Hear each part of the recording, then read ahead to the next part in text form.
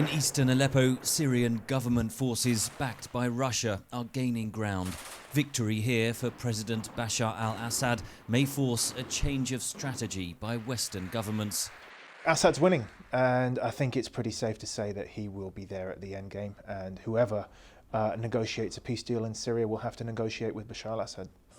Europe and the United States have backed moderate opposition forces.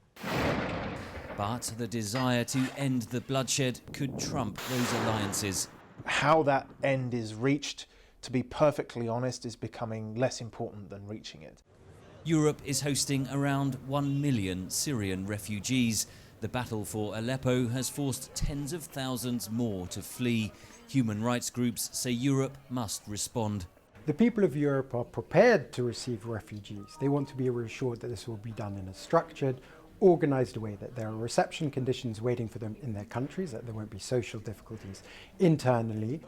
But Europe is struggling to cope with the migrant influx, and that could force a policy divergence between Brussels and Washington.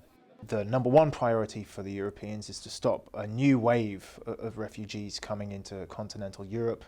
That brings Turkey into the game, and so there has to be a relationship with Turkey, which then brings the Kurdish issue into the game. And if we see at the moment current operations against the Islamic State still heavily favour the Kurds in Syria as the preferred choice, but that seems to be an American-led initiative. Europeans are far more cautious about it.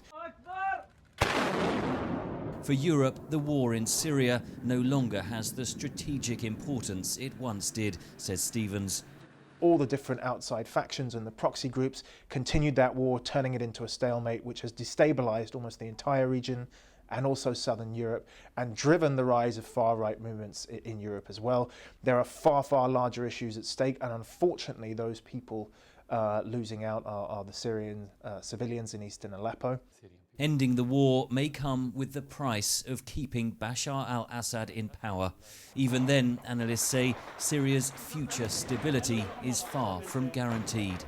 Henry Richwell for VOA News, London.